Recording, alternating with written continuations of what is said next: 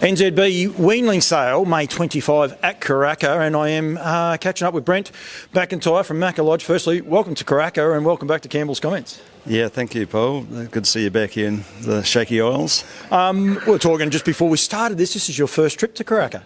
Yes, it's never been here before in my life. And it's a real great experience. They really looked after us well up here getting here, so couldn't be happier. Yeah. The team at NZB from the top basically down, James Jennings, you said he was on hand looking after you as well as all the ground staff. They've actually, a couple of the girls have helped you out. They've put you on the tools though. They've made you earn your keep as well. Oh, well, they're looking after me that well. I feel embarrassed if I don't help them out. And James Jennings, he told me we're coming up here that you're going to have a great experience at Karaka. And I said, was that because of the money? He said, no, the experience. And he's dead right. Just super professional up here and just great people and go out of their way to look after you. I was going to say that they had paddocks organised for you so you could get them out when they first come here. And people might say, special treatment. They are weanlings, these horses, we've got to remember. So, I mean, predominantly they would have been out in paddocks at your place, so it's a big experience for them. Yeah, well, it's just that you're on the road for about 4 days, basically, for when you start, and they're just tired when they get here. It's just great to chuck them out. They've been in a box the whole way up here, and basically. So, no, they were a bit toey when they got out in the paddock, and the next day they just chilled out, sleeping in the paddock. Brilliant, yeah. The guys at Majestic Horse Floats, I bet you can't thank them enough.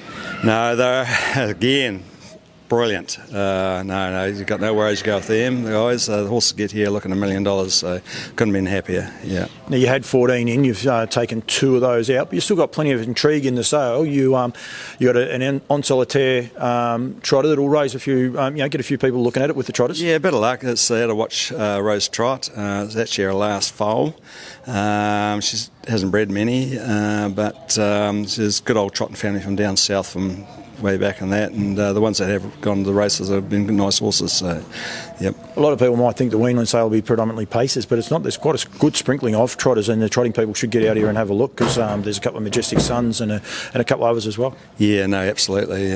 Trotting's definitely on the rise. Some people don't think it is, but it is worldwide, especially America and Australia, so can't fault the old trotters. It's top class stallions coming here, the best blood you can get in the world, so keep attacking on it. No, and you've got a great association with the Rasta Trotters and Yavi Dam Farms, and you actually stand on solitaire. I saw him last time I was there, so and like a lot of people might not realise, but I mean the only reason he didn't race is because he broke a tendon, and then he can't stand in France because he didn't race. It's a bit of a cruel little cycle the way it works, isn't it? Yeah, well, they're lucky to get him here. He's royally bred, ready cash horse, and that's the Golden Cross over there for the Love Your Mares. He's royally bred. I know he didn't race, but he's leaving real nice types. So he's got every chance. He didn't get a big box, but he got some nice mares, so he's got every chance in the world what he's done, yeah. The one over Kenny family, that's enough. So I mean, it sold for 100,000, and he went back. Yes, absolutely. He bred a filly first up. I think he's been bright. Not too sure he's got them the first one. He's pretty happy with that, and and I think the Williams has got the second one, so hopefully it turns out nice for them. Yeah, no, absolutely. Pacing wise, Fear the Dragon, a stallion that you've stood his semen or had his semen there at Macca Lodge. What do you got, 4 or 5 of those? Yes, there's about 5 of them here. 4 colts, 1 filly, all out of quite well-bred mares. And they really haven't had a crack yet. They're sort of early in the procedure things, but everyone's got them, quite likes them that I know of. He's doing a job overseas, so He's doing a job in Australia too. Like a good mate of mine, Mike Barton, might work for another sales company. The boys won't mind, but he actually purchased one because he liked the breeding, and they had some great success through the Bathurst Carnival. They're actually doing a very, very good job. Yeah, no, they are, and that's the problem here. We only got small numbers on the ground here in New Zealand. The second batch, I think our semen got stuffed up and it's getting here, and so he only got about 13 on the ground, so he's behind the 8 ball a wee bit. But which is a bit of a shame, but because you need numbers to get going. Yep. So it's a bit of a hiccup in New Zealand there. But as I say, and everyone I've talked to that's bought them, that they really like them. The one, so you can't do any more than that at this stage. But he's doing the job in America. He's left a world record holder already in the filly brigade, and some of the colts are quite nice. So he's ticking along quite nice. Down by the seaside, Raging Bull, another horse that you had a good association with. You got a couple of those? Yeah. There's a couple here, and real nice colts actually. He's a bit of an underrated horse in a way. He's royally bred. If people look it up, his maternal line's American. It's really, really good, and it must be that good that John Coffey came over and robbed him off us and took him over to Australia, and he stood his first season over there this year. I don't know how many they got there, but it's a tough yakka here. There's numbers with the trying to get mares to a stallion like him, but they're nice horses, no doubt about that. Anyone's got a nice one, they'll tell you they're nice horses. So, yeah. He himself was a beautiful horse. I was pleasantly surprised when I saw him. Yeah, no, he's a good looker, and he leaves quality stock, and they can naturally got ability. The nice ones, and you've got to remember, he never got the top mares or anything. He's got the in-betweeners, so he's doing a great job, really. It's good to see already people here. We've got a couple of people here from Western Australia, and just come back in half a step, mate. You're going to come out of the camera, but that's okay. That's what happens. It doesn't matter. But the West Australians are here already. We said there before about Fear the Dragon. There's one out of his daughter or sister to the Mighty Quinn. There is a lot of intrigue for everyone. It's not just the New Zealanders here, isn't it?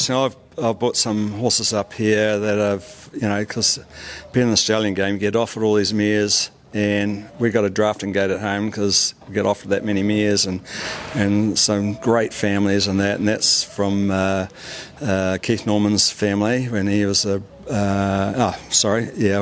ended up with them. But Dave Kennedy bred him originally, the Mighty Quinn, so that's one family, and that's done a hell of a job, didn't he, the Mighty Quinn? He's won a couple in the Dominions, so it's a full sister. To him. And then the other one is the bloody hell, Keith Norman's one that he sold over there, won 750,000 and it broke down. I've got a filly by Fear the Dragon out of that family. Starts with T. Sorry. No, you're right. Don't stress. People can look it up. I mean, that's half the thing. We want people to have a look, and we want people to come here and have a look. We want people to look at your draft. But you got plenty on your plate. Don't worry about that. You've been on the weed blowing all day today, so don't worry about that. Mac, thanks for coming. Thank you for giving me a bit of time too. And we encourage people to come now. The barns are a bit different actually, but you're basically at the end of the Woodland barn. They've put them in two different barns this time, which is I think it's going to be good because it's right near the pre-parade, so it'll be a lot easier to manage and a lot easier for everyone with the weanlings. So it's going to be pretty cool that way. But well done for bringing them down, mate. Congratulations on that part, and all the best over the weekend. Yeah, well, we'll need a bit of luck, but we're enjoying their experience here, no doubt about that. It's tremendous. All the pressure goes back on the Tex now, doesn't it? He's got to do the selling. Yeah. He's auctioneer, so good luck, Tex. You're doing the good. Thanks, mate. Yeah. Good.